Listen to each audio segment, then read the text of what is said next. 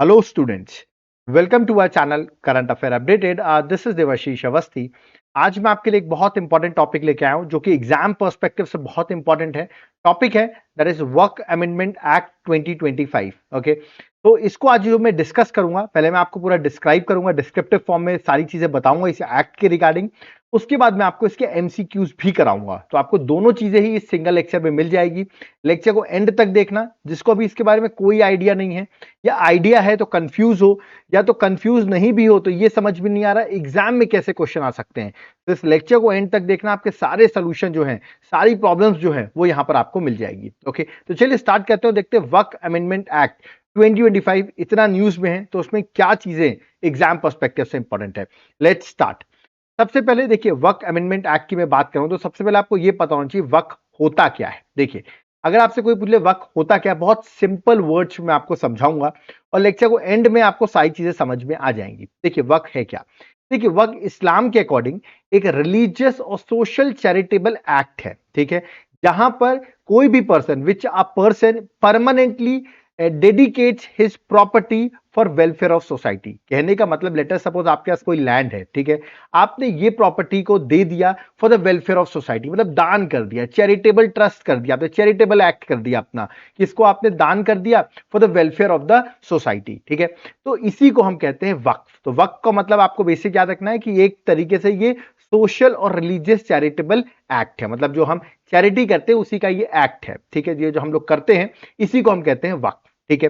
अब जैसे मैंने लैंड अपना प्रोवाइड कर दिया कि आप इस पे, मैं चाहता हूं कि वेलफेयर में क्या कर सकते हो, हम एक हमारे रिलीजियस के लिए हमारे मॉस्क बना दीजिए इसमें, ठीक है, या तो आप इस लैंड को स्कूल बना दीजिए इसमें, या हॉस्पिटल बना दीजिए। ऐसा आप कुछ भी देते वक्त बता सकते हैं कि हम अपना लैंड इसलिए दे रहे हैं, ठीक है। और आप देख देख किसके नाम पर रहे हो, तो एक्चुअली आप ये जो वक्त कर रहे हो, मतलब अपनी प्रॉपर्टी दे रहे हो, या आप अल्लाह के नाम पे दे रहे हो, मतलब इन अ नेम ऑफ गॉड आप ये प्रॉपर्टी दे रहे हो, ठीक है। अब आप सोचोगे प्रॉपर्टी मिल किसको रही है, ठीक है, पर्सन ने अपनी प्रॉपर्टी तो दे दी बट मिली किसको। चलिए लेक्चर को आगे देखते हैं, आपको सारी चीजें समझ में आ जाएंगी, ठीक है। चलिए, सबसे पहले ये वक्फ प्रॉपर्टी क्या होती है, पहले आपको ये पता होना चाहिए, ठीक है। तो अभी मैंने आपको कुछ देर पहले बताया कि property which has been donated, आपने जो अपनी प्रॉपर्टी लेटर सपोज डोनेट कर दी कोई भी सोशल या रिलीजियस पर्पस के लिए, तो वो जो डोनेटेड प्रॉपर्टी है उसी को कहते हैं हम वक्फ प्रॉपर्टी, ठीक है। ये आपको याद रखना है। और ये अब आपने वक्त कर दी, मतलब आपने डोनेट कर दी, तो ये अब गॉड की प्रॉपर्टी हो गई, कहने का मतलब now it's a God's property. ये आपको याद रखना, भगवान की प्रॉपर्टी हो गई है अब ये, ठीक है। और जिसने डोनेट की है उसको कहेंगे हम वाकिफ, याद रखिएगा। तो वक्फ प्रॉपर्टी में डोनर को हम कहते हैं वाकिफ, ठीक है। और किस पर्पस के लिए वो देता है, ऑफकोर्स मॉस्क बन जाए, स्कूल्स बन जाए, ऑर्फनेज बच्चों के लिए कुछ चीजें बन जाए, हॉस्पिटल्स बन जाए, या तो वो चीजें जो भी वो डोनेट कर रहा है, लैंड जो भी प्रॉपर्टी डोनेट कर रहा है, गरीबों की मदद हो जाए, इस पर्पस से वो चीजें वो डोनेट की जाती है, ठीक है। अब ये जो डोनेशन है, वक्फ प्रॉपर्टी है, ये दो टाइप्स की होती है, याद है कितने टाइप्स की होती है, दो टाइप्स की होती है। एक होती है मूवेबल प्रॉपर्टी, एक होती है इमूवेबल प्रॉपर्टी। तो सबसे पहले मैं बताता हूं मूवेबल प्रॉपर्टी क्या है। लेट अस सपोज आपने वक्त किया है कैश, आप कुछ पैसा वक्त कर रहे हो, या आप कोई ज्वेलरी कर रहे हो, तो ये हो गई आपकी मूवेबल प्रॉपर्टी, जिसको आपने वक्त कर दिया, मतलब आपने डोनेट कर दिया है चैरिटी के लिए, ठीक है। और ये इमूवेबल प्रॉपर्टी क्या, जैसे कि लैंड, हाउस, आपने अपना हाउस जो है फॉर एग्जांपल वक्त कर दिया, आपने दे दिया, ठीक है, चैरिटी के अकॉर्डिंग, तो उसे इमूवेबल प्रॉपर्टी कहते हैं। तो मूवेबल आप समझ गए कैश, ज्वेलरी, और लैंड हाउसेस क्या हो गए, इमूवेबल, ठीक है। अब एक बात आपको याद रखना है, ठीक है, जब आप अपनी प्रॉपर्टी को या अपनी कोई भी मूवेबल प्रॉपर्टी कैश या ज्वेलरी को वक्त कर देते हो, ठीक है, अगर आपने कोई भी प्रॉपर्टी को डेडिकेट कर दिया एज अ वक्फ, तो याद रखिएगा ऐसी बात है, जब आपने डेडिकेट कर दिया तो जो वक्फ बोर्ड होता है, अभी मैं आपको समझाऊंगा वक्फ बोर्ड क्या होता है, जिसको प्रॉपर्टी मिलती है, ठीक है, वो ऐसा नहीं कि उस प्रॉपर्टी को बेच देगा, सोल्ड कर देगा, सोल्ड नहीं कर सकता, ठीक है, ना ट्रांसफर कर सकता है, ठीक है। और याद रखिएगा, तो मतलब एक बार आपने वक्त कर दी तो वो प्रॉपर्टी उनके पास पहुंच गई। अब वो उस प्रॉपर्टी का क्या करेंगे, आप ये सोच रहे होंगे, तो वो उस प्रॉपर्टी को, वो भी तो बेच नहीं सकते, बट उस प्रॉपर्टी को वो उससे मनी कमा सकते हैं। लेट अस सपोज लीज में दे दिया उन्होंने उस जगह को, ठीक है, लीज में दे दिया, उससे इनकम आने लगेगी, तो ऑफ कोर्स उनको इनकम का सोर्स मिल जाएगा, वक्फ बोर्ड को पैसा मिलने लगेगा इससे, ठीक है। तो याद रखिएगा अगर आपने वक्फ कर दी, ठीक है, तो वो प्रॉपर्टी आपको वापस नहीं मिल सकती, ये बात याद रखनी है। मतलब लेटर सपोज मैंने अपनी कोई लैंड है वो मैंने वक्फ कर दिया, ठीक है, तो अब वो लैंड में वापस नहीं ले सकता। मतलब कहते हैं ना, once a Waqf always a वक्फ, मतलब एक बार मैंने कर दी तो मेरे को वापस नहीं मिलेगी, ठीक है। तो ये it can not be made non Waqf again, मतलब कहने मतलब हमने एक बार कर दी, अब हम कहें नहीं हमको जरूरत है 2 साल बाद हमारी प्रॉपर्टी वापस कर दो, नहीं मिल सकती, आपको याद रखना है, ठीक है। तो ये चीज आपको याद रखना, क्योंकि अब आपने वो जो प्रॉपर्टी थी वो परमानेंट ओनरशिप आ गई in the name of God, तो अब वो वापस आपको नहीं मिल सकती, ठीक है। तो बेसिक अंडरस्टैंडिंग आपको याद रखना वक्फ प्रॉपर्टी क्या होता है, ठीक है। चलिए आगे बढ़ते हैं, नेक्स्ट आते हैं। नेक्स्ट, वक्फ बोर्ड क्या है, व्हाट इज वक्फ बोर्ड। अब देखिए आपने कहा, मैंने कहा अपनी लैंड को मैंने वक्फ कर दिया, तो किसको मिली प्रॉपर्टी। तो एक्चुअली एक वक्फ बोर्ड होता है जिसको आप एक लीगल बॉडी कह सकते हैं, जिसका काम होता है जो वक्फ प्रॉपर्टीज है ना उनको मैनेज करना। तो मतलब जो आप प्रॉपर्टीज दे रहे हो ये वक्फ बोर्ड के पास जा रही है, ठीक है। और ये वक्फ बोर्ड हर स्टेट में है, मतलब अगर आप मध्य प्रदेश में होंगे, उत्तर प्रदेश में होंगे, किसी भी स्टेट में होंगे वहां पर वक्फ बोर्ड होगा, ठीक है, हर स्टेट में होता है।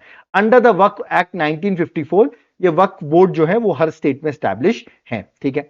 और ये वक्फ बोर्ड में याद रखिए इनका एक मैनेजर होता है जिसका काम होता है पूरी प्रॉपर्टीज को मैनेज करना। उस मैनेजर को हम कहते हैं मुतावली। क्या देखिएगा, मुतावली एक मैनेजर आप कह सकते हैं जो कि वक्फ बोर्ड अपॉइंट करता है, जिसका काम होता है कि वक्फ प्रॉपर्टीज को मैनेज करना। ओके, तो मुतावली भी आपको याद रखना है ना। जिस तरह से स्टेट में होता है वैसे एक सेंट्रल में भी एक बॉडी है जिसका नाम है सेंट्रल वक्फ काउंसिल। याद रखिएगा स्टेट में वक्फ बोर्ड होते हैं और सेंट्रल में भी एक काउंसिल है जो कि एक स्टैट्यूटरी बॉडी है, मतलब एक्ट ऑफ पार्लियामेंट के थ्रू क्रिएट की गई है ना, under ministry of minority affair के अंदर। याद रखिएगा सेंट्रल वक्फ बॉडी क्रिएटेड है जो कि 1964 में क्रिएट हुई थी। इसका काम क्या है, जितने भी स्टेट्स में वक्फ बोर्ड है उनको एडवाइस करना, उनको मॉनिटर करना, स्टेट गवर्नमेंट सेंट्रल गवर्नमेंट को एडवाइस करना, ये सारा काम जो है सेंट्रल वक्फ काउंसिल का है, ठीक है। चलिए आगे बढ़ते हैं, नेक्स्ट आते हैं। अब देखिए अगर वक्फ की हम बात करें, अभी आपने देखा जो अभी मैं लेटेस्ट एक्ट आपको पढ़ाऊंगा 2025 का, उससे पहले अगर हम देखें तो वक्फ लीगल फ्रेमवर्क को देखें तो बहुत सारे एक्ट पास हो चुके हैं, इस पर बहुत बार अमेंडमेंट्स भी हो चुके हैं। जैसे कि सबसे पहले याद रखिए, ये स्पेलिंग गलत हो गया यहाँ पे, वक्फ एक्ट 1954, मतलब देश आजाद होने के बाद, इंडिपेंडेंट होने के बाद सबसे पहला एक्ट जो आया था वो था वक्फ एक्ट 1954, ठीक है, फर्स्ट एक्ट आफ्टर इंडिपेंडेंस, ठीक है। इसमें ऑफ कोर्स जितने भी एक्ट बनाए गए हैं तो ट्रांसपेरेंसी, अकाउंटेबिलिटी, इन सबको बेटर करने के लिए, क्योंकि इतनी सारी प्रॉपर्टीज उनके हाथ में आ जाती है जो चैरिटेबल ट्रस्ट के थ्रू आ रही है, तो उसको मैनेज करने के लिए वो प्रॉपर हो, उसके लिए आप देखेंगे वक्त time to time act establish किए गए हैं, चेंजेस हुए हैं, ठीक है। फिर ऐसे ही एक वक्फ एक्ट 1995 में बनाया गया था जिसमें बहुत सारे पावर्स भी इनको दिए गए, इन वक्फ बोर्ड को बहुत सारे पावर्स मिले हैं नए नए एक्ट के थ्रू, ठीक है। फिर आप देखेंगे सच्चर कमेटी की रिकमेंडेशंस थी कुछ मुस्लिम्स के साथ क्या दिक्कतें, तो उसने बताया था किस तरह हम वक्फ प्रॉपर्टीज का इस्तेमाल करके 12,000 करोड़ रुपए सालाना कमा सकते हैं, ठीक है, अगर उसका प्रॉपर यूटिलाइजेशन हो तो उसी को देखते हुए फिर आगे चल के फिर से एक बार वक्फ अमेंडमेंट एक्ट कर दिया गया 2023 सच्चर कमेटी की रिकमेंडेशंस को देखते हुए। तो ऐसे बहुत बार आप देखेंगे नए नए एक्ट स्टैब्लिश किए गए हैं और अमेंडमेंट्स भी हुए हैं, ठीक है। अब आप सोचोगे सरकार ने अभी जो लेटेस्ट किया है जिसका नाम है वक्फ अमेंडमेंट एक्ट, अब कहेंगे क्योंकि अब देखिए पास हो चुका है, ये लागू भी हो चुका है, तो वक्फ अमेंडमेंट एक्ट 2025 ये सरकार क्यों लेके आई, क्या दिक्कतें थी, जो पुराने एक्ट थे उनमें क्या दिक्कतें थी, तो वो मैं आपको एक एक करके एग्जांपल्स के थ्रू एक्सप्लेन करता जाऊंगा और ये भी बताऊंगा सरकार ने अभी जो नया वक्फ अमेंडमेंट एक्ट बनाया उसमें क्या चीजें नई हैं। ओके, तो चलिए स्टार्ट करते हैं और देखते हैं नए वाले एक्ट में क्या क्या चीजें हैं। बट आई होप आपको समझ में आ गया होगा वक्फ क्या है, वो मैंने आपको समझा दिया है, वक्फ प्रॉपर्टी क्या होती है ये भी मैंने आपको बता दिया, ठीक है। और फिर मैंने अभी आपको थोड़े बहुत वो भी बता दिया कि वक्फ प्रॉपर्टी के टाइप्स क्या होते हैं, ये सब मैंने एक्सप्लेन कर दिया। अब आप सोचोगे सर प्रॉब्लम्स क्या है, प्रॉब्लम क्या है, अगर किसी के पास कोई अपनी प्रॉपर्टी डोनेट कर रहा है, चैरिटी भी देना चाह रहा है, वो भी अच्छे कामों के लिए, तो दिक्कतें कहां आ रही हैं। तो चलिए अब हम देखते हैं ये एक्ट क्यों लाया गया और क्या क्या चेंजेस किए गए हैं, ठीक है। Let's start. सबसे पहले नेम ऑफ द एक्ट, ये आपको पता होना चाहिए। इस वक्फ एक्ट 2025 जो है इसका नाम जो रखा गया है वो रखा गया उम्मीद। याद रखिए उम्मीद नाम रखा गया, फुल फॉर्म है unified management empowerment efficiency and development. तो फुल फॉर्म भी आपको याद रखना है, जो नया एक्ट का नाम है उम्मीद के नाम से रखा गया। तो पहली चीज तो ये हो गई, ठीक है, नए एक्ट के बारे में। सेकेंड जो बहुत इंपॉर्टेंट है दैट इज फॉर्मेशन ऑफ वक्फ। वक्फ जो है, जो मैंने आपको वक्फ प्रॉपर्टी के बारे में एक्सप्लेन किया, ये वक्फ फॉर्म कैसे होता है। तो देखिए पहले क्या होता था, ठीक है, जो इतने सारे एक्ट्स आए हैं पहले, उसमें ये था कोई भी पर्सन, चाहे वो हिंदू हो चाहे वो मुस्लिम हो, चाहे वो जैन हो, किसी भी कम्युनिटी से हो, वो को अपनी प्रॉपर्टी क्या कर सकता है, वक्फ कर सकता है। मतलब लेटर सपोज मैं हिंदू हूं तो मैं भी अपनी प्रॉपर्टी को वक्फ कर सकता हूं, जिससे उन्होंने ऐसा इसलिए रखा था, इसमें ज्यादा से ज्यादा लोग इंक्लूसिवनेस बढ़े, है ना, ऐसा ना हो सिर्फ मुस्लिम ही वक्फ कर सके, ठीक है, तो इंक्लूसिवनेस बढ़े, ठीक है, रिलीजियस एफिलिएशन ना हो, कोई भी पर्सन अपनी प्रॉपर्टी को, कम्युनिटी याद रखिए, अपनी प्रॉपर्टी को वक्फ कर सकता है, ठीक है। अर्लियर ये था, बट अब ये नए एक्ट में क्या किया गया है, एलिजिबिलिटी जो है कि कौन अपनी प्रॉपर्टी को वक्फ कर सकता है वो डिसाइड की गई है। ओनली प्रैक्टिसिंग मुस्लिम्स, मतलब जो मुस्लिम्स हैं, मिनिमम 5 साल तक अगर वो अपनी मुस्लिम्स को प्रैक्टिस कर रहे हैं, वही सिर्फ प्रॉपर्टी को वक्फ कर सकते हैं। अब कोई हिंदू नहीं कर सकता या कोई जैन नहीं कर सकता, याद रखिएगा। पहली चीज तो सरकार ने ये चेंज की है कि अगर आपको चैरिटी करनी है, वक्फ करना है अपनी प्रॉपर्टी को, तो आप उसके लिए 5 साल मिनिमम आपने मुस्लिम की रिलीजियस प्रैक्टिसेस को फॉलो किया हो, तभी आप कर सकते हैं, ठीक है। दूसरा, अब लेट अस सपोज एक फादर है, ठीक है, अब मदर है, फादर मदर है, अब फादर का मन किया कि मैं अपनी प्रॉपर्टी वक्त कर देता हूं, ठीक है। अब बच्चों का क्या होगा, जो यहां पर बच्चे रहे होंगे, डॉटर रही होंगी, सन रहे होंगे, उनका क्या होगा, इन्होंने तो अपनी प्रॉपर्टी सारी वक्त कर दी, अब बेचारे इनको तो कुछ मिला ही नहीं, हिस्सा नहीं मिला। तो इसीलिए इनहेरिटेंस को प्रोटेक्ट करने के लिए ये बोला गया है, चाहे वो वुमेन्स हो, क्योंकि वुमेन्स की राइट्स आपको पता होगा कि कोई नहीं देखता, उनकी प्रॉपर्टी उन पर कोई इनहेरिटेंस राइट्स नहीं है, ठीक है, जो भी होगा मेल मेंबर्स को मिलता है, ठीक है। बट अब यहां पर बोला गया राइट ऑफ वुमेन्स, विडोज, ऑर्फेन्स, उनके भी राइट्स होंगे, याद रखिए, उन प्रॉपर्टी पर, उससे पहले कि वो वक्फ कर सके, मतलब वक्फ डिक्लेरेशन करने से पहले उनके राइट्स को प्रायोरिटाइज किया जाएगा। ऐसा नहीं कि उनके देखे नहीं गए, आपने सारे जो प्रॉपर्टी है वो चैरिटी में डाल दी, ठीक है। तो ये भी यहां पर चेंज किया गया, प्रोटेक्शन दी गई है इनहेरिटेंस को, वुमेन्स को प्रोटेक्शन मिली हुई है, ओके, जो पहले ऐसा कुछ भी नहीं था, ठीक है। आगे, ये दिस इज वेरी इंपॉर्टेंट और बहुत कॉन्ट्रोवर्शियल ये चीज है जिसको गवर्नमेंट ने रिजॉल्व की है, जो कि बहुत ज्यादा न्यूज में रहता था। मैं आपको बहुत सिंपल वे में समझाता हूं। That is removal of Waqf by user. ये क्या है, देखिए, पहले ये था वक्फ बाय यूजर, इसको अब हटा दिया गया है। देखिए, वक्फ बाय यूजर मैं आपको बहुत सिंपल वर्ड्स में बताता हूं। लेट अस सपोज ये कोई लैंड है, ठीक है। अब ये लैंड आपने कहा, लेट अस सपोज इस लैंड में मैंने एक स्कूल ओपन कर दिया, ठीक है, नहीं, लेट अस सपोज ये लैंड है और मैंने यहाँ पे मॉस्क ओपन कर दिया, कि एग्जांपल अच्छा बताता हूं, मैंने मॉस्क ओपन कर दिया, ठीक है। अब ये मॉस्क ओपन हो गया, ये मेरी लैंड है, मेरे पास की प्रॉपर्टी वगैरह सब, पेपर वगैरह सब कुछ है, ठीक है। अब मैंने यहाँ पे मॉस्क बनाया, ठीक है, तो कुछ लोग यहाँ पर आने लगे, मॉस्क क्योंकि पब्लिक प्लेस है तो सब लोग यहाँ पर आने लगे पब्लिक प्लेस पे, और लोग यहाँ घूमने लगे, ठीक है। अब क्या हुआ, अब मुझे प्रॉपर्टी तो मेरी थी, ठीक है, अब प्रॉपर्टी मेरी है, तो अब यहां पर क्या होगा, ये प्रॉपर्टी जो आपकी थी, जिसमें आपने for example mall, school, hospital कुछ भी बनाया है ना, और पब्लिक यहां पर आने लगी, बहुत टाइम हो गया यहां पर, तो अब ये प्रॉपर्टी क्या हो जाएगी, वक्त की प्रॉपर्टी हो जाएगी। आप कहेंगे सर कैसे वक्त की प्रॉपर्टी हो गई, मेरे पास तो पेपर है, उनके पास तो ना रजिस्ट्रेशन है, ना पेपर है, कुछ भी नहीं है, तो नहीं होने दो, उनके पास ले जाए, क्योंकि इतने टाइम से ये इस चीज को यूज कर रहे हैं, पब्लिक यहां पर यूज कर रही, तो ये प्रॉपर्टी ऑटोमेटिकली वक्त की प्रॉपर्टी हो जाएगी। उनको कोई भी ऑफिशियल डिक्लेरेशन देने की जरूरत नहीं है, कोई भी पेपर की जरूरत नहीं पड़ती थी, अभी तक ये हुआ करता था। तो लेट अस सपोज ताजमहल बना हुआ है, मैं एग्जांपल दे रहा हूं आपको, ठीक है। अब ताजमहल में, अब देखिए, सब लोग जा रहे हैं ताजमहल, घूम रहे हैं, अब वक्त कह दे कि ये जो ताजमहल है, ये प्रॉपर्टी जो है वो वक्त की है, क्योंकि इतने टाइम से ओपन है, कोई कुछ कर भी नहीं सकता, क्यों, क्योंकि वक्त ने उसको पेपर दिखाने की भी जरूरत नहीं पड़ेगी, याद रखिएगा। तो अब इस प्रोविजन को स्क्रैप कर दिया गया है। कहने का मतलब, आप properties won't qualify as waqf based on long term religious use alone, की बहुत टाइम तक रिलीजियस पर्पस के लिए यूज हो रही थी, तो आपकी हो जाएगी। विदाउट रजिस्ट्रेशन, नो पेपर, आपकी प्रॉपर्टी नहीं होगी, ये आपको याद रखना है। तो वक्फ बाय यूजर, जो जमीन हड़पी जाती थी, एरियाज जैसे रेड फोर्ट हो गया, कुछ भी आप कह दो आपका है, क्योंकि इतने टाइम से हम यूज कर रहे हैं, तो हमारी हो गई, जब क्या पेपर्स किसी और के पास है, बट स्टिल वो प्रॉपर्टी वक्त की हो जाती थी, ठीक है। तो ये एक बहुत बड़ा इश्यू था जिसको गवर्नमेंट ने रिजॉल्व कर दिया है, ओके। आगे बढ़ते हैं, नेक्स्ट है गवर्नमेंट प्रॉपर्टी एज वक्फ। अब अगर लेट अस सपोज सरकारी जमीन है, ठीक है, अब उसको वक्त ने डिक्लेयर कर दिया कि ये उनकी जमीन है, अब क्या होगा, तो देखिए, अर्लियर इसमें कोई क्लियर प्रोविजंस मेंशन नहीं थे, और इसी की वजह से बहुत सारे डिस्प्यूट्स होते थे, सरकारी जमीन को भी वक्त जो है वो कैप्चर कर लेता था, ठीक है। अब गवर्नमेंट ने क्या बोला है, कोई भी गवर्नमेंट प्रॉपर्टी जो भी वक्त आइडेंटिफाई कर दी गई है, वो अब वक्त नहीं होगी, याद रखिएगा, वो प्रॉपर्टी वक्त नहीं होगी, वो गवर्नमेंट की प्रॉपर्टी होगी, ठीक है।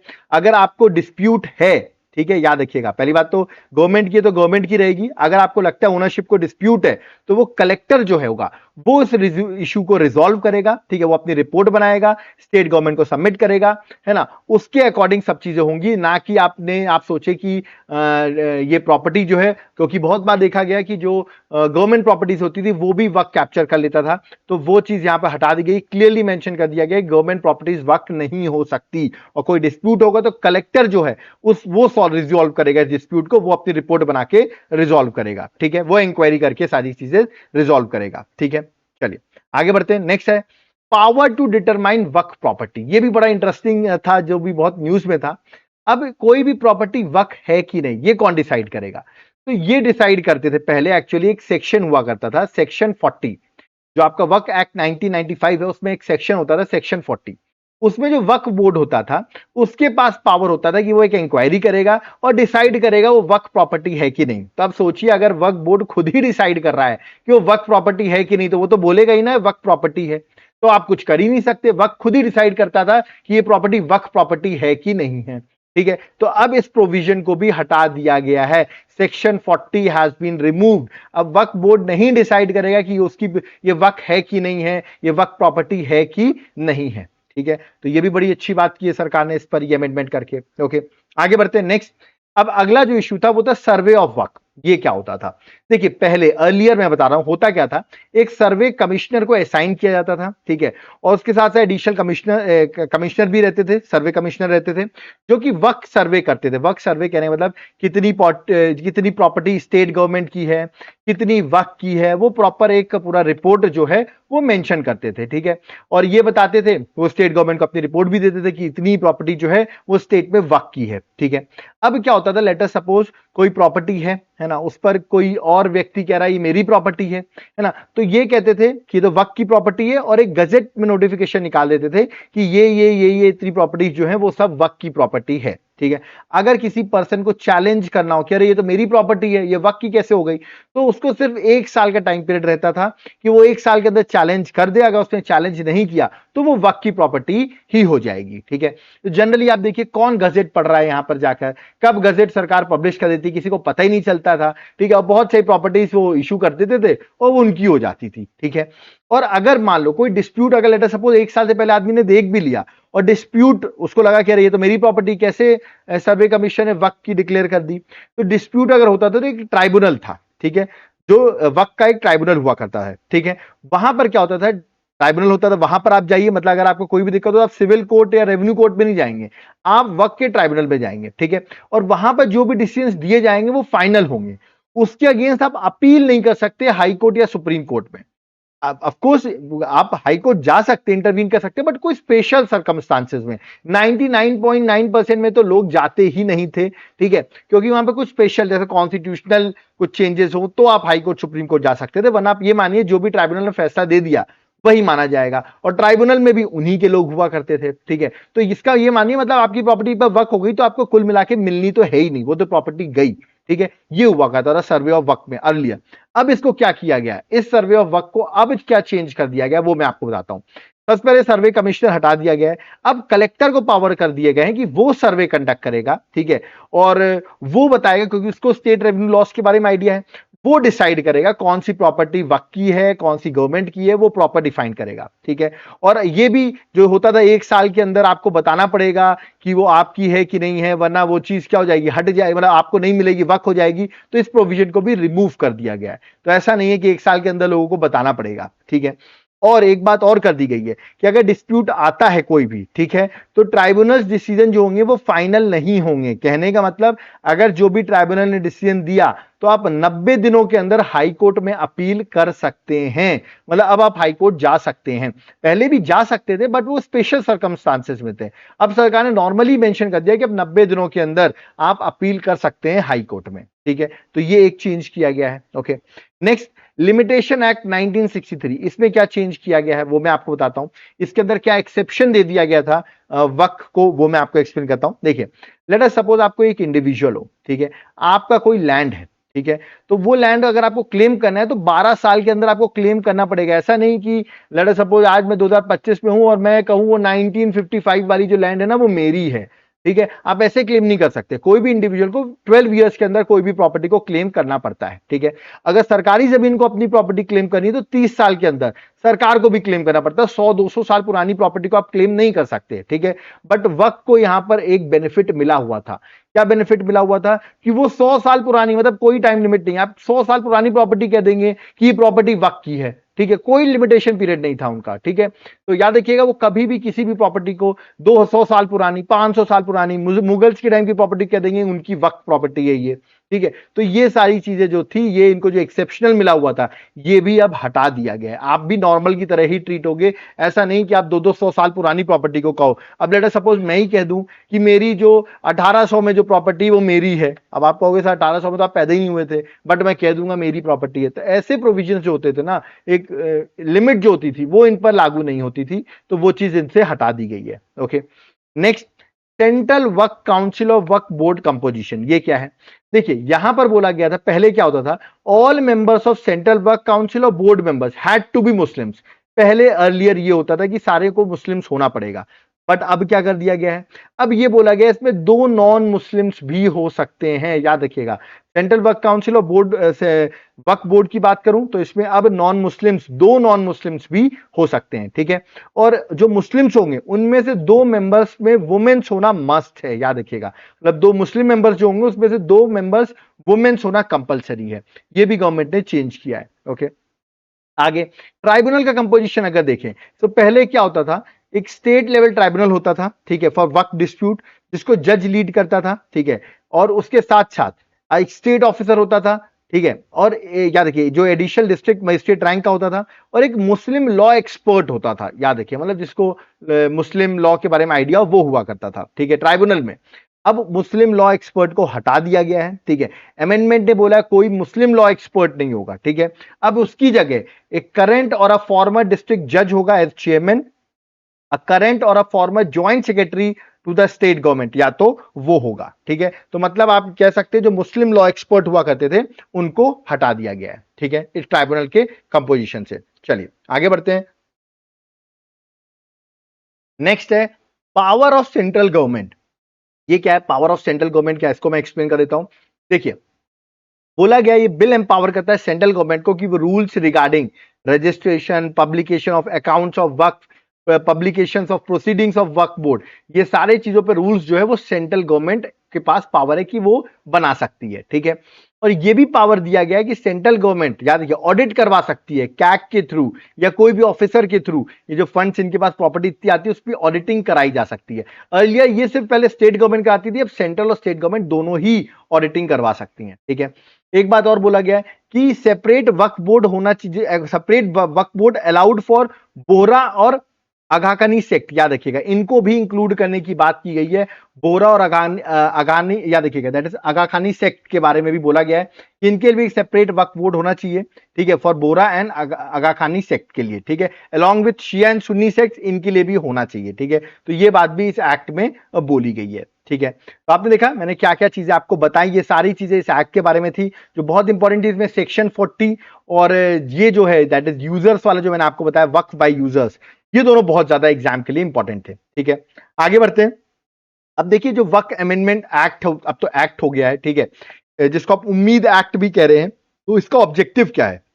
इसका ऑब्जेक्टिव यह है कि जो वक्फ प्रॉपर्टीज हैं उनकी फंक्शनिंग को स्ट्रीमलाइन करना, ट्रांसपेरेंसी लाना और अकाउंटेबिलिटी मेंटेन करना, ये इसका मेजरली ऑब्जेक्टिव है। ठीक है, और इसको देखिए इंट्रोड्यूस तो किया गया था 8 अगस्त 2024 में, बट 2024 में जब इंट्रोड्यूस हुआ तो बहुत ज्यादा इसके अगेंस्ट बातें हुई, जिसको देखते हुए इस बिल को जेपीसी को भेज दिया गया था, that is joint parliamentary committee को। ठीक है, उसके बाद जाकर 2 अप्रैल 2025 को बजट सेशन में, आपको याद रखना है 2 अप्रैल 2025 में बजट सेशन में लोकसभा में इसको इंट्रोड्यूस किया गया। बाद में आके जब जेपीसी ने इसको एग्री कर दिया, अप्रूव कर दिया, तब इसको वापस इंट्रोड्यूस किया गया 2025 में। ओके, किस हाउस में इंट्रोड्यूस किया गया? इसको सबसे पहले लोकसभा में इंट्रोड्यूस किया गया ऑन 2 अप्रैल 2025, याद रखिएगा। तो पहले आया था अगस्त में, बट वहां पर इश्यूज की वजह से उसको जेपीसी भेजा गया था। ठीक है, किस मिनिस्टर ने इसको इंट्रोड्यूस किया है? तो जो माइनॉरिटी अफेयर मिनिस्टर है, नाम है किरण रिजिजू। ठीक है, इन्होंने, याद रखिएगा, इस बिल को प्रेजेंट किया है। ओके, और इसको लोकसभा में तो 2 अप्रैल को इंट्रोड्यूस किया गया, राज्यसभा में कब इंट्रोड्यूस किया गया? राज्यसभा में 3 अप्रैल को, मतलब अगले ही दिन इसको राज्यसभा में इंट्रोड्यूस किया गया। ओके, फिर राज्यसभा में भी इंट्रोड्यूस कर दिया गया, लोकसभा में 3 अप्रैल को ये पास भी हो गया। 288 वोट्स फेवर में डले और 232 वोट्स अगेंस्ट में डले और ये बिल लोकसभा में पास हो गया क्योंकि सिंपल मेजॉरिटी की सिर्फ जरूरत थी। ओके, फिर राज्यसभा में 4 अप्रैल को पास हुआ, 128 वोट्स फेवर में डले और 95 अगेंस्ट में डले, तो ये सिंपल मेजॉरिटी से राज्यसभा में भी पास हो गया। उसके बाद इसको द्रौपदी मुर्मू प्रेसिडेंट जो है, उन्होंने 5 अप्रैल को भी इस बिल को साइन कर दिया, याद रखिएगा, एसेंट दे दिया अपना, और फाइनली 8 अप्रैल 2025 को याद रखिए कमेंस्ड हो गया, मतलब लागू हो गया है, याद रखिएगा। तो अब ये लागू हो गया, कमेंस्ड हुआ 8 अप्रैल को और प्रेसिडेंट ने साइन कर दिया था 5 अप्रैल को। ठीक है, आगे बढ़ते हैं, नेक्स्ट आते हैं। देखिए, अगर आपसे मैं पूछूं कि एट प्रेजेंट आपसे पूछूं वक्फ प्रॉपर्टी है कितनी इंडिया में, आपके दिमाग में तो क्वेश्चन आता होगा। तो देखिए, जो पोर्टल है उसमें 30 स्टेट्स यूटीज में अगर देखा जाए, ठीक है, जो अलग अलग बोर्ड्स हैं उनकी रिपोर्ट के अकॉर्डिंग देखा जाए तो 8.72 लाख प्रॉपर्टीज जो हैं वो याद रखिएगा वक्फ प्रॉपर्टी है। According to official data 8.72 lakh properties जो हैं वो वक्फ प्रॉपर्टीज हैं, जो करीबन अगर हम एरिया के अकॉर्डिंग देखें तो करीबन 38 लाख हेक्टेयर से भी ज्यादा एरिया जो है वो वक्फ प्रॉपर्टी के अंदर आता है। ठीक है, और इसमें से आउट ऑफ 38 लाख एकड़, मैंने आपको बताया करीबन लैंड है इसमें, ठीक है, ये आपको याद रखना। और 8.72 लाख प्रॉपर्टीज जो हैं करीबन आधी जो है ना वो वक्फ बाय यूजर हैं। वक्फ बाय यूजर मतलब कुछ टाइम से वो यूज हो रही थी तो वक्फ ने उसको सीधे बोल दिया, अब देखिए इतने टाइम से यूज हो रही थी तो बिना डॉक्यूमेंटेशन की वो वक्फ के पास पहुंच गई हैं, करीबन 4.02 लाख प्रॉपर्टीज। अब आप सोच सकते हो कि सरकार ने तो अब ये यूजर वाला हटा ही दिया है, तो अब इतनी सारी प्रॉपर्टी जो इतने टाइम से वक्त के लिए पड़ी हुई हैं, ठीक है, वक्त इनका यूज कर रहा है, तो वो अब जो है उनको पेपर दिखाने पड़ेंगे इस चीज के कि ये उनकी है। ठीक है, दूसरी बात, अगर मैं लैंड ओनर्स की बात करूं तो रेलवे और आर्म्ड फोर्सेस के बाद 3rd लार्जेस्ट लैंड ओनर है वक्फ। सोच सकते हैं इतनी ज्यादा उनके पास लैंड अवेलेबल है। और सबसे ज्यादा वक्फ प्रॉपर्टी जो है वो उत्तर प्रदेश में है, 2nd वेस्ट बंगाल में है और 3rd पंजाब में है। तो सबसे ज्यादा वक्फ प्रॉपर्टी कहां पर है? उत्तर प्रदेश में है। ठीक है, अब इस पर देखिए बहुत सारे इश्यूज हैं कि अब आप सोचोगे सर आपने तो पूरा ये एक्ट जो है वो आपने एक्सप्लेन कर दिया। देखिए, मेरा काम यहां पर वो है कि एक्ट में सरकार ने क्या क्या चेंज किया है। आपको इस एक्ट को सपोर्ट करना नहीं सपोर्ट करना वो मेरा काम यहां पर नहीं है। मैं यहां पर एक एजुकेशनल वीडियो बनाता हूं, तो मेरा काम है जो भी गवर्नमेंट ने चेंजेस किए वो आपको बताना। अब इसको आप एग्री करें नहीं एग्री करें ये आप पर है, ठीक है, ये मैं आप पर छोड़ता हूं। बट सारी चीजों की इंफॉर्मेशन देना जो गवर्नमेंट ने बताई है वो हमारा एजेंडा होता है। ठीक है ना। अब मैं आपको यहां पर पूरा हमारा जो वक्फ अमेंडमेंट एक्ट 2025 था वो कंप्लीट होता है।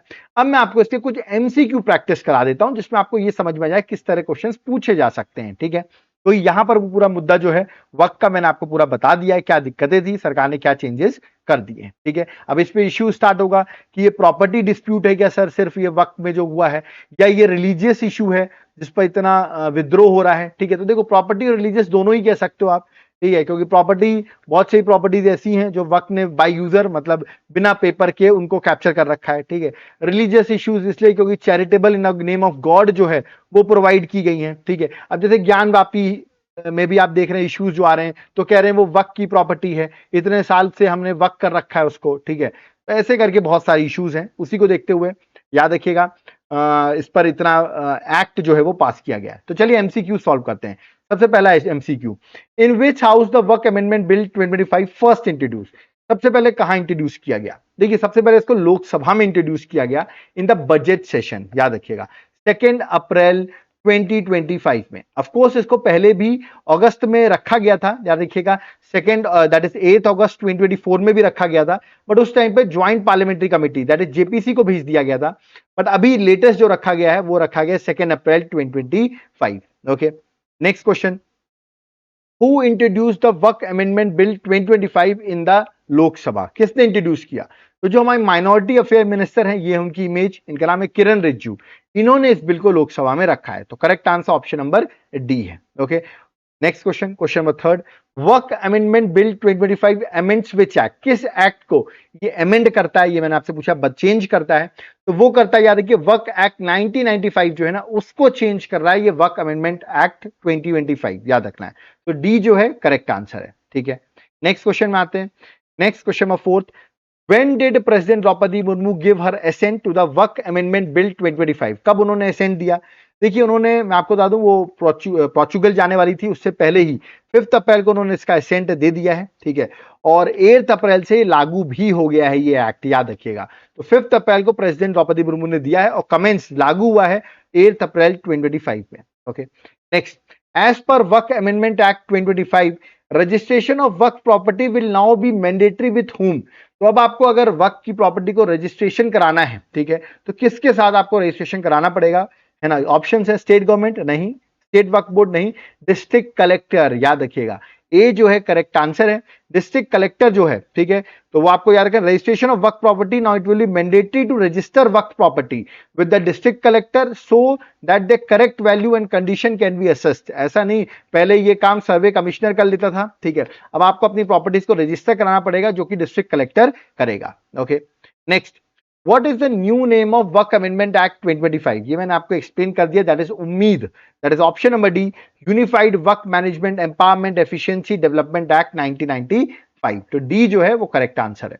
Okay, next question number 7, under the वर्क amendment bill 2025 the presence of at least how many women members has been made mandatory in the work board and the work council। ठीक है, तो मैंने आपसे यहां पर पूछा कितने मैंडेटरी हैं, ठीक, कितनी वुमेन्स जो है वो मैंडेटरी की गई हैं, तो यहां पर कर दी गई है 2 वुमेन्स जो हैं, 2 मुस्लिम वुमेन्स जो वो मैंडेटरी होंगी, आपको याद रखना है, in central work council and state work board. Okay, next question number 8, as per वर्क amendment act 2025 Who will manage the work property? तो वर्क प्रॉपर्टी तो देखिए जल्दबाजी में कलेक्टर मत लगा देना, वर्क प्रॉपर्टी अभी भी मुतावली जो है, याद रखिए, जो मैनेजर होते हैं वही मैनेज करेंगे। तो ए जो है करेक्ट आंसर मुतावली ही है, ठीक है, तो यही कस्टोडियन रहेंगे वर्क प्रॉपर्टी के।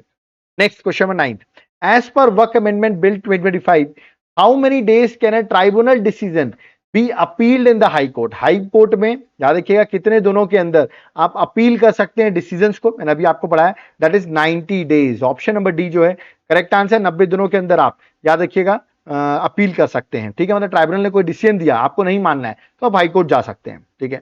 Next question, which section has been removed in the वर्क अमेंडमेंट बिल 2025? जो कि बहुत न्यूज में भी रहा, किस सेक्शन को हटा दिया गया है, तो वो है section 40, that is option number C, याद है, सेक्शन 40 को हटा दिया गया है जो कि बहुत कंट्रोवर्शियल था, ठीक है, इसको भी रिमूव कर दिया गया है, तो ये आपको याद रखना है। ये सारी चीजें मैंने अभी आपको पढ़ाई हैं, आई थिंक आपने उसको देख ली होगी, ठीक है। कोई डाउट क्वेरी है ना तो एक बार जाकर लेक्चर और देखो, मैंने बहुत क्लियरली आपको एक्सप्लेन करने की कोशिश की है, बहुत सिंपल वर्ड्स में विद एमसीक्यूज, ठीक है, और वो चीजें बताई हैं जो एग्जाम में आपसे पूछी जा सकती हैं, ठीक है, एग्जाम ओरिएंटेड कंटेंट अपने आपके लिए यहाँ पर बनाया हुआ है, ठीक है। तो लेक्चर पसंद आया तो वीडियो को लाइक जरूर करिए, इतने सिंपल वर्ड्स में मैंने क्विकली आपको समझाया है, तो वीडियो को लाइक जरूर करिएगा। ओके, और जाते जाते एक होमवर्क मैं आपको देके जा रहा हूं कि अगर आपको वक्त स्टैब्लिश करना है तो मिनिमम कितने ईयर आप इस्लाम फॉलो कर रहे होंगे तभी आप प्रॉपर्टी को वक्त डिक्लेयर कर सकते हैं। मैं ऑप्शन दे रहा हूं, 5 ईयर, 6 ईयर, 10 ईयर या 20 ईयर। कितने साल आपने इस्लाम को प्रैक्टिस की होगी तब कोई प्रॉपर्टी को वक्त कर सकते हैं, ठीक है, और उसमें भी आपको मुस्लिम होना जरूरी है, ठीक है। ऑप्शंस आपके सामने हैं, कमेंट बॉक्स में जरूर मेंशन करके बताइएगा, ठीक है। तो यहां पर मैंने आपको सही तरीके से वक्त अमेंडमेंट एक्ट के बारे में सारी चीजें बता दी। आई होप आप इस वीडियो को अपने फ्रेंड्स के साथ शेयर करेंगे जिनको नॉलेजेबल इस एक्ट के बारे में जानना हो। ओके, तो जाते जाते मैं आपको अपनी एक बुकलेट के बारे में बताना चाहता हूं, क्योंकि आपको पता आपके एग्जाम्स हैं, उसको देखते हुए मैंने एक 10 मंथ करंट अफेयर्स की बुकलेट बनाई हुई है, जुलाई से लेके अप्रैल, मतलब अप्रैल की भी जो अभी सोचिए करंट अफेयर्स चली वो भी इसमें एडेड है, और टोटल 1800 क्वेश्चंस मैंने ऐड किए हुए हैं, ठीक है। 1800 प्लस क्वेश्चंस आप यहां पर देख रहे होंगे, क्वेश्चंस आपको दिख रहे हैं, यहां पर डायग्राम्स बने हुए हैं, एक्सप्लेनेशन दिया हुआ है, ऐसे करीबन याद रखिए 1800 क्वेश्चंस मैं आपको प्रोवाइड करूंगा, ठीक है। एग्जाम पर्सपेक्टिव से बहुत इंपॉर्टेंट होगी बुकलेट, इसको सॉल्व कर लिया ना एक क्वेश्चन बाहर नहीं आएगा इस बुकलेट से। ओके, आपको करना क्या है, या तो इस नंबर पर व्हाट्सएप कर दो, मैं आपको डिटेल्स दे दूंगा कैसे आप बाय कर सकते हो, या तो आप मेरे एप्लीकेशन देवाशीष क्लासेस को डाउनलोड करो, लिंक डिस्क्रिप्शन बॉक्स में है, और वहां पर जाकर इस कोर्स को बाय कर लेना, करंट अफेयर्स के कोर्स को। यहां बाय करोगे तो आपको नोट्स तो मिलेंगे ही, प्लस साथ साथ में आपको नोट्स के साथ क्लासेस भी मिल जाएंगी उसकी। और अभी मैंने, हमारे 1 मिलियन सब्सक्राइबर होने वाले हैं, उसको देखते हो मैंने 40% का ऑफ भी रखा हुआ है, तो 40% को ऑफ को आप यूज करिए इस कोर्स में, कूपन कोड लिखा हुआ 1 मिलियन 40 लगाइए और 40% ऑफ हो जाएगा। एक बार जाकर इसका कंटेंट चेक कर लेना, आप खुद ही इस कोर्स को बाय कर लोगे, हर चीजें यहाँ पर अवेलेबल हैं, ठीक है। और जिनको सिर्फ पीडीएफ चाहिए वो इस नंबर पर व्हाट्सएप करके भी बाय कर सकते हैं। ओके, तो यहाँ तो होता है मेरा लेक्चर कंप्लीट, बट जाते जाते मैं कहूंगा एप्लीकेशन जिसे डाउनलोड किया वहां पर देखिए मेरे बड़े इंपॉर्टेंट कोर्सेज हैं, जैसे कॉम्बो ऑफर कोर्स है जहां पर मैं आपके लिए करंट अफेयर्स पढ़ाऊंगा, आपको स्टैटिक जीके की सारी क्लासेस आपको मिलेंगी, और प्लस आपको सब्जेक्ट वाइज याद रखिएगा, चाहे पॉलिटी, ज्योग्राफी, हिस्ट्री, इन सब के थाउजेंड एमसीक्यू ईच मैं आपको प्रोवाइड करूंगा। पूरा कॉम्बो पैक है, इसको ले लिया तो एग्जाम आपका क्रैक होना डन है, ठीक है। और अगर आपको जनरल स्टडीज की याद रखिए क्लासेस चाहिए हो, जनरल स्टडीज की, ठीक है, जहां पर आप चाहते हो पॉलिटी, ज्योग्राफी, हिस्ट्री, इकोनॉमिक्स, ये सारी क्लासेस आपको मिल जाएं ए टू जेड, तो आपको करना क्या है, एप्लीकेशन में जनरल स्टडीज का भी मैंने कोर्स बना रखा है, वो आप बाय कर सकते हैं एग्जाम पर्सपेक्टिव से, वो भी आपको डिटेल में सारी चीजें मिलेंगी, और ये कॉम्बो ऑफर उस जनरल स्टडीज में तो सब कुछ इंक्लूडेड हो जाएगा, ठीक है। तो लेट मत करो, तुरंत जाकर बाय करो। अगर आपको सिर्फ पीडीएफ चाहिए तो इस नंबर पर व्हाट्सएप करके भी आप बाय कर सकते हो, ठीक है। वीडियो पसंद आया हो, बहुत मेहनत से बनाता हूं यार वीडियो, बहुत रिसर्च करनी पड़ती है और ऐसे सिंपल वर्ड्स लाने पड़ते हैं जो आपको समझ में आ जाए, ठीक है। तो एटलीस्ट अगर आप चाह रहे हो मैं उसमें सक्सेसफुल हो रहा हूं, आपको समझ में आ रही तो वीडियो को लाइक जरूर करो, अपने फ्रेंड्स के साथ शेयर करो इस वीडियो को जिनको इसके बारे में पता होना चाहिए, ओके। और फर्स्ट टाइम आया हो तो चैनल को सब्सक्राइब करो, एक बार चैनल को विजिट करो, आपको पता चल जाएगा कितना इंपॉर्टेंट ये चैनल आपके लिए हमने बनाया हुआ है, ओके। तो अब यहां पर मुझे चलना होगा, तो थैंक यू एवरीवन, जय हिंद, जय भारत, जय जगन्नाथ।